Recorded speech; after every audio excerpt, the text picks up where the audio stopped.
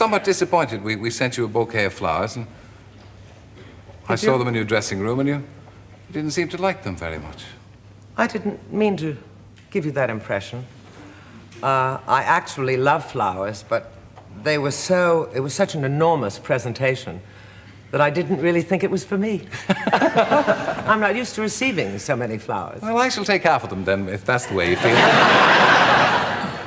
The role, if we can go back, the role created for you in your first film was to be, as Howard Hawks said, tougher than Bogart, but you weren't exactly like that, were you, at the time? Well, he didn't. He wanted somebody, Howard's idea, of course, was to have a woman who could give as good as she got, you know, and who was able to stand up against somebody who had the kind of all-encompassing personality that an actor like Bogart had.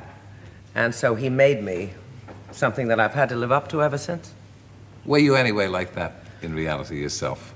A tough lady? Oh, no. It wasn't tough, it was insolent. He didn't want, it wasn't toughness, you see. That's not the word. It was someone that wouldn't take it, you know. I mean, that was very vulnerable, but that, if insulted, would stand up for herself. A kind of liberated lady of her time, really. I've always been liberated. And you've always stood up for yourself, I'd say.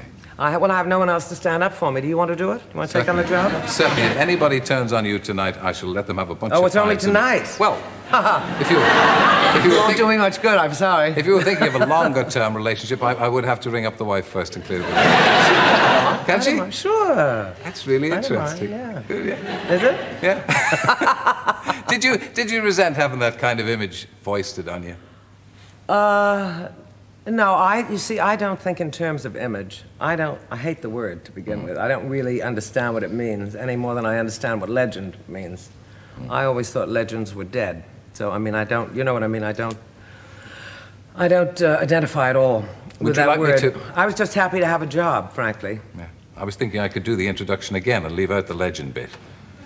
I won't bother them. Do you want? No, you carry on. No, you carry on. We don't have time for all of that. That's true.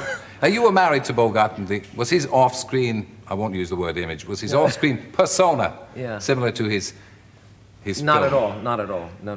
He wasn't a tough guy? No, oh no, not at all. He was a marshmallow. He was a very emotional, no, he's a very, very emotional, sensitive man who was actually brought up on the right side of the tracks with a doctor for a father and an artist for a mother. Yeah. And he was always considered a gent, which, of course, bore very little resemblance to the parts he played. So he was nothing like that. He was also a very well-read, intelligent man, and very funny. Now, let me see, what was wrong with him? Now, just a minute. I'm painting this picture of this pure creature. Oh, well, he's not here to defend himself. No, he wasn't pure, but no, he wasn't like that, but he was marvelous to me, actually, at in the film, because I was so terrified, and... well, you didn't look terrified. Were you terrified when you're doing that whistle scene, for instance? Well, I think by then I had probably managed to control my terror a little bit more, but that was, I mean, we were halfway through the film, but I was terribly nervous. I'm always nervous. I'm nervous now. I'm a nervous wreck. You hide it well. You mask it well. Now, you and he were both independent spirits, and you both had trouble with the studios. You had particular trouble with Warner Brothers, didn't you? Yes. Independent spirits usually do have trouble, don't you find? Yes.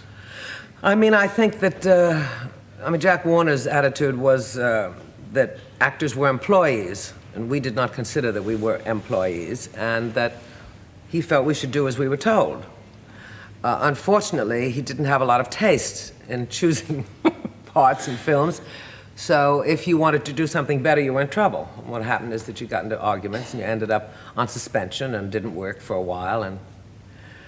But even in spite of all of that, films then were wonderful, mostly terrific. And Warner Brothers actually produced some of the best films ever made that will live forever, long after some of today's films will. You don't think then that there was something to be said for this treatment of actors as if they were pieces of merchandise? Oh, no. I don't think there's ever anything to be said for that.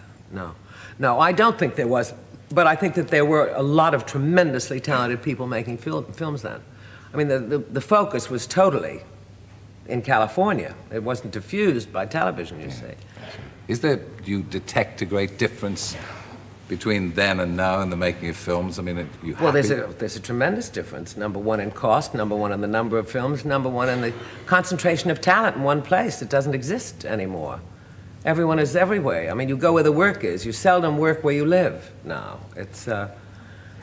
There still are some very talented people. I mean, there are some young talented people in films, but I don't think as many. And they don't build stars to last. And I think television has done that. I'm sure that's No true. offense. No, quite. We're prepared to take the sticks. Because, in fact, it's very difficult to become a film star now because people don't actually go out to movies, and you see people who are established feature players, but they don't become stars like they used to in the 40s and the 50s, do they? Well, they don't last, you see. Stars, to me, are people who last. Just to have your name over the title for 5 minutes is not a star, in my book, anyway. Yeah, you were 19 when you were a star. I was a wee girl. Was it hard to handle? Well, it would have been harder to handle had I not had Bogey, I'm sure. And also I had a very solid upbringing, so that my feet were quite firmly planted on the ground. But it's pretty hard to keep your head when people say that you are the sun, the moon, and the stars. Yeah. All rolled into one. Are you glad it happened to you then, rather than it would happen to you now? Well, I'm glad it happened at all. I mean, I think I'm lucky that it happened at all. Of course, as I was told once by a man called Moss Hart, who was a playwright and fine playwright and director, after To Have and Have Not opened, he said, "You understand, of course, that you have nowhere to go but down." And he was absolutely right. I don't think that's true. No, but it is true, because if you are praised beyond your capabilities, which new people very often are, there's no way you can live up to that praise. It's out of all proportion to anyone's ability.